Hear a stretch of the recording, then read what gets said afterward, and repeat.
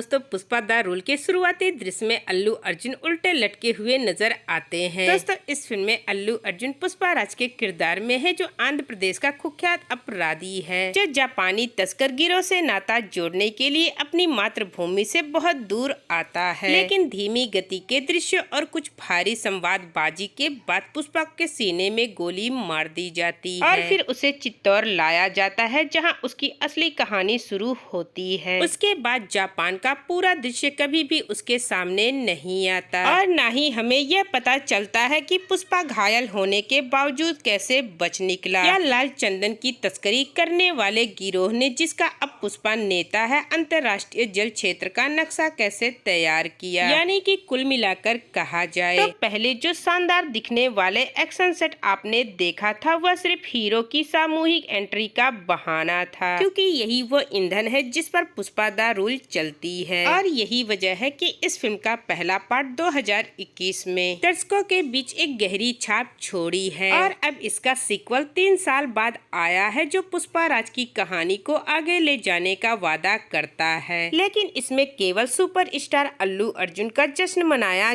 जाता है और अगर आप भी इसका लुत्फ उठाने के लिए तैयार हैं, तो मेरे इस चैनल के माध्यम से आपको बहुत मजा आएगा, क्योंकि किसी और चीज के लिए पुष्पा 2 एक फूला हुआ तमाशा है, जो ये तय नहीं कर पा रहा है कि अल्लू अर्जुन की गाड़ी के अलावा और क्या बनना चाहता है। और फिल्म की कहानी वहीं से शुरू होती है जहां पहली फिल्म खत्म हुई थी। जी हाँ दोस्तों, पुष्पा 2 के सेकंड पार्ट में हम पुष्पा राज यानी अल्लू अर्जुन को नई ऊंचाइयों को छूते हुए देखते हैं, जो एक साधारण तिहाड़ी मजदूर से लाल चंदन की तस्करी के सिंडिकेट में एक प्रमुख व्यक्ति के रूप में उभरता है और वह अपनी पत्नी श्रीवल्ली यानी रश्मिका मंदना और माँ के साथ चित्तौड़ के एक आलीशान बंगले में रहता है। साथ ही उसके शानदार कपड़े, आभूषण और नुकीले बाल उसकी नई नई अर्जित आर्थिक स्थिति को दर्शाते हैं और अपने पास मौजूद सभी सुख सुविधाओं के बावजूद पुष्पा को अपने सौतेले भाई मोहन राज यानी अजय से तिरस्कार का सामना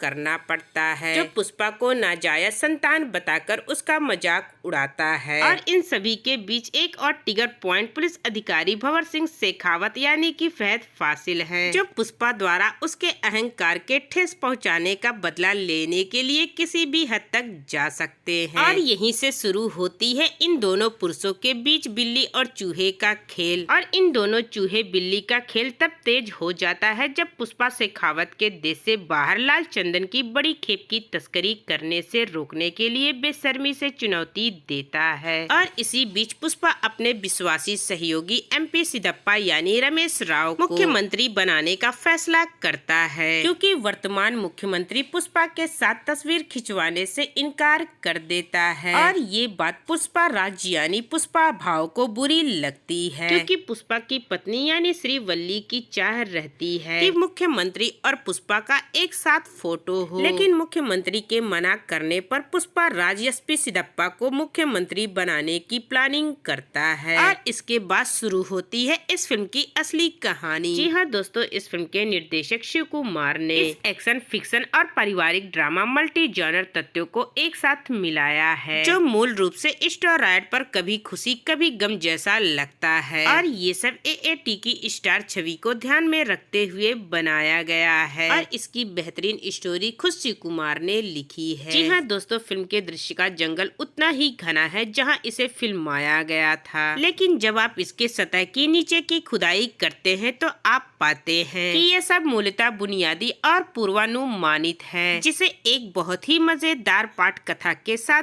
पिरोया गया है, क्योंकि सुकुमार अपनी बेतुकी व्यवस्था पाठ कथा में थोड़ा थोड़ा सब कुछ देने की कोशिश करते हैं कि इसके बावजूद ये कुछ भी नहीं देता। जी हाँ दोस्तों, 3 घंटे 20 मिनट के लंबे रन टाइम में हमें बहुत ज्यादा डिजाइन किए गए सेट पीस और बेहतरीन तबाही के दृश्य देखने को मिलते हैं, जो AA के स्टार आभा पर बहुत ज्यादा निर्भर करते हैं और अपनी कमी को छिपाते हैं, क्योंकि अगर आपका किसी भी समय ध्यान भटका तो देवी श्री प्रसाद का कान फाड़ देने वाला BGM आपको जगाए रखेगी। और पुष्पा 2 को सबसे अलग बनाने वाली चीज है अल्लू अर्जुन का आकर्षक अभिनय, जो वाकई इस दुनिया का सबसे चपल खरगोश है। क्योंकि दोस्तों, जब पुष्पा 2 कामयाब होती है तो इस फिल्म का निर्देशक और इस फिल्म का एक्टर ही सबसे कामयाब होता है, जो इस फिल्म ने साबित साबित कर दिया है, क्योंकि दोस्तों एक्टर ने अपने वादे के मुताबिक जंगल में आग लगाने के लिए वाकई एक कदम आगे बढ़ाया है। साथ ही देवी काली के रूप में तैयार होकर और क्रोध प्रकट करते हुए उनका अभिनय ने फिल्म में 4 चांद लगा दिए हैं। साथ ही फिल्म का सबसे यादगार दृश्य जो एक क्रूर प्रदर्शन है, जो एए ने उन क्षणों में भी सब कुछ कारगर बना दिया है। साथ ही इस फिल्म की सबसे बड़ी निराशा फहद फासिल की है, जो इस फिल्म में पुलिस अधिकारी हैं। लेकिन इस फिल्म में उनकी एंट्री कुछ खास नहीं रही, क्योंकि उनके और पुष्पा के बीच जो महाकाव्य टकराव के रूप में संकेत दिया गया था, वो एक गुनगुने अहंकार संघर्ष में समाप्त होता है, जो उनके गतिशील की वंचित लॉन्चिंग प्रभाव को प्राप्त करने में विफल रहता है और अपने चित्रण के इर्द गिर्द खेलने के लिए कुछ भी महत्वपूर्ण नहीं होने के कारण फासिल को सामान्य खलनायक के रूप में वापस ले लिया गया है। लेकिन खलनायक फासिल की एंट्री इस फिल्म में और भी बेहतर हो सकती थी। लेकिन शिव कुमार की फिल्म में रश्मिका की एंट्री पुष्पा राज के साथ काफी बेहतरीन लगी और इस फिल्म में श्रीवल्ली एक सख्त मसाला नायिका है, जिसे पुरुषों की दुनिया में कुछ हद तक अपनी पकड़ बनाए रखने वाला दिखाया गया है। हालांकि दोस्तों कुछ दृश्यों में वह अपने लिए सही चीजों का अधिकार लेती हैं, लेकिन अधिकांश दृश्यों में वह एक समर्पित पत्नी के रूप में नजर आती हैं, जो अपने पति को भोजन परोसती हैं और उनके लिए अनियमित समय पर छिलके निकालती हैं। साथ ही दावत राइस और कल्याण ज्वेलर्स के लिए अजीबोगरीब उत्पाद की व्यवस्था भी करती हैं। और वहीं अन्य महिला पात्र जैसे कि षड्यंत्रकारी प्रतिद्वंदी के रूप में अनसुईया भारद्वाज और पुष्पा की भतीजी के रूप में पावनी नाम कार्डबोर्ड पात्र की भूमिका निभाती हैं, जो केवल पुष्पा की बहादुरी को बढ़ावा देने के लिए मौजूद है। और इस फिल्म के आइटम सॉन्ग के लिए श्री लीला है, जो फिल्म के बहुचर्चित गाने किसिक में दिखाई देती हैं। इसका टाइटल है थप्पड़ मारूंगी साला थप्पड़ मारूंगी। यानी कि दोस्तों कुल मिलाकर कहा जाए तो पुष्पा द रूल उन सभी बातों का एक शानदार उत्सव है, जो प्रशंसक अपने पसंदीदा सुपरस्टार के बारे में पसंद करते हैं। और इस फिल्म की दिलचस्प बात यह है कि इस फिल्म की अगली कड़ी यानी कि पुष्पा 3 मेकर जल्द ही बनाने की प्लानिंग कर रहे हैं। तो दोस्तों यदि आपने अभी तक ये फिल्म नहीं देखी तो अभी जाइए और थिएटर्स में देखिए। और फिल्म की पूरी अपडेट हमारे चैनल के थ्रू आपको कैसी लगी कमेंट सेक्शन में जरूर बताएं।